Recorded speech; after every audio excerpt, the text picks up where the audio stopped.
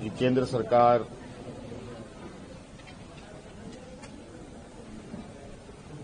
देश की रक्षा हेतु अग्निवीर जैसी कार्यक्रम को चला रही है।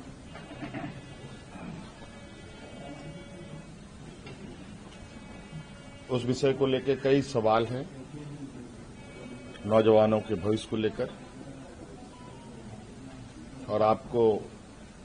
मैं बताना चाहूंगा कि राज्य सरकार ने, हम लोगों ने पहले ही ये निर्णय लिया था कि झारखंड राज्य के जो भी नौजवान अग्निवीर में शामिल होंगे और किसी घटना में अगर उनकी मृत्यु होती है तो उनके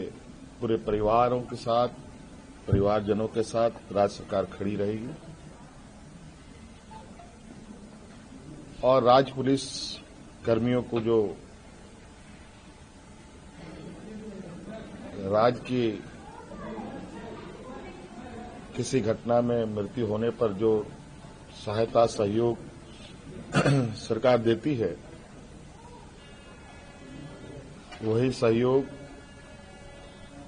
अग्निवीर के परिजनों को भी दे होगा। आपको मालूम है कि अभी कुछ दिन पहले ही असम के सीमावर्ती क्षेत्र में उग्रवादी घटना में 21 या 22 तारीख का दिन है, जहां झारखंड का एक नौजवान चंदन क्यारी, बोकारो जिले का एक क्षेत्र है, वहां का एक नौजवान अर्जुन महतो जो वीर गति को प्राप्त हुआ, उनको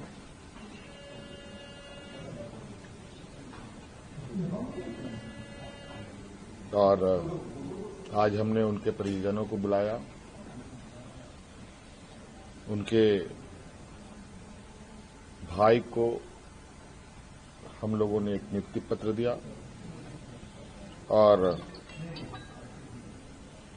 10 लाख रुपए अनुदान भी उन्हें उपलब्ध कराया गया और उनके भाई बलराम महतो बोकारो समाहरणालय में चतुर्थ वर्ग के पद पर उनको नियुक्त भी किया गया।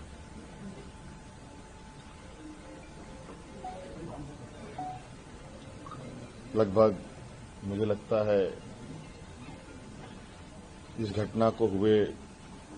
हफ्ता दिन हुआ होगा और हमारी कोशिश थी कि अविलंब उनको ये सहायता उपलब्ध कराया जाए, क्योंकि आप सबको मालूम है कि राज्य में आचार संहिता लागू था, सरकार गठन की प्रक्रिया चल रही थी और सरकार गठन होने के पहला कदम हम लोगों ने उस पीड़ित परिवार के साथ खड़ा होने का अपना संकल्प पूरा किया। इसके अलावा आज सभी विधायकों को 81 विधानसभा में जो चुने गए सदस्यों को शपथ ग्रहण हेतु प्रोटेम स्पीकर के रूप में प्रोफेसर स्टीफन मरांडी जी को चुना गया और ये भी निर्णय लिया गया कि आगामी 9 से 12 तारीख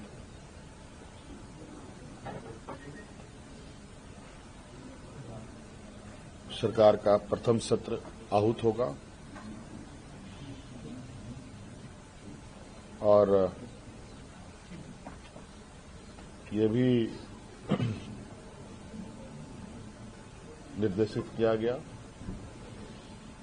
कि जो हमने निर्णय लिया था कि मैया सम्मान योजना के तहत दिसंबर माह से महिलाओं के खाते में 2,500 रुपये देने का, उसे भुगतान किया जाएगा प्रतिमाह। केंद्र सरकार में हमारा जो बकाया है 1,36,000 करोड़ रुपया,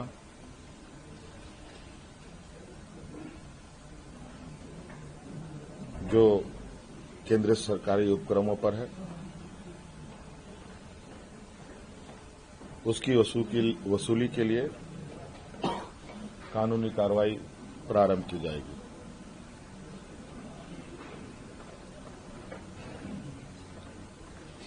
आपको पता है ये राज्य देश का सबसे पिछड़ा राज्य है। यहां पर सामाजिक सुरक्षा, सोशल सिक्योरिटी अत्यंत महत्वपूर्ण और आवश्यक है। इसके तहत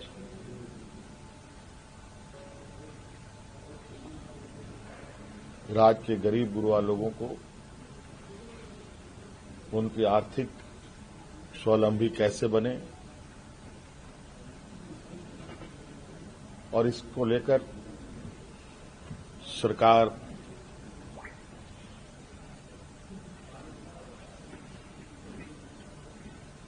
को अपनी आय बढ़ाने की आवश्यकता होगी। इसके लिए नए स्रोत खोजे जाएंगे। खनन क्षेत्र में लागू या चल रहे पुराने करों की समीक्षा होगी और उसमें वृद्धि एवं न्यायिक मामलों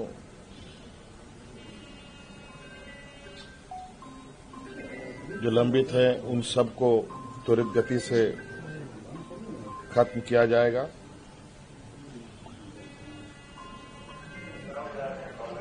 खनन क्षेत्र में कितने अधिक करें बढ़ाई जा सकती है, इस पर सरकार आगे बढ़ेगी। आप सबको मालूम है कि हम लोगों ने उत्पाद सिपाही में भर्ती की प्रक्रिया पूरी कर ली है, लेकिन इस प्रक्रिया के तहत बड़े पैमाने पर नौजवानों की जाने गई हैं, जो बहुत ही दुखद घटना के रूप में हमारे सामने आया है।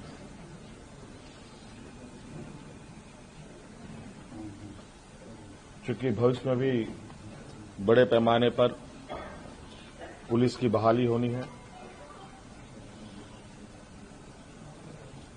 इसलिए अविलंब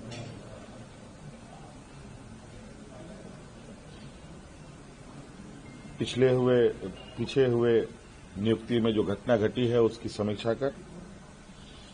की जाएगी।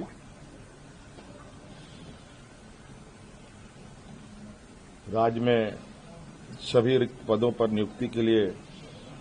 जेपीएससी और जेएसएससी तथा अन्य प्राधिकार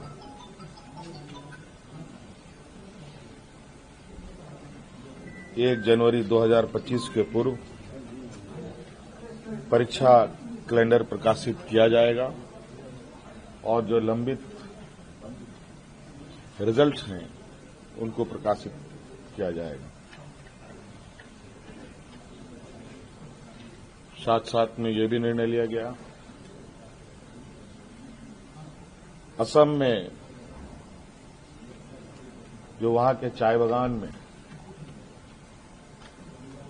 बरसों बरस से यहां के मूल वासियों को ले जाया जा करके जो वहां बसे हैं, जो विशेषकर जनजातीय समूह जो झारखंड मूल के हैं, उनकी दशा एवं उनके भविष्य में दिए जाने वाले सुविधा का अध्ययन के लिए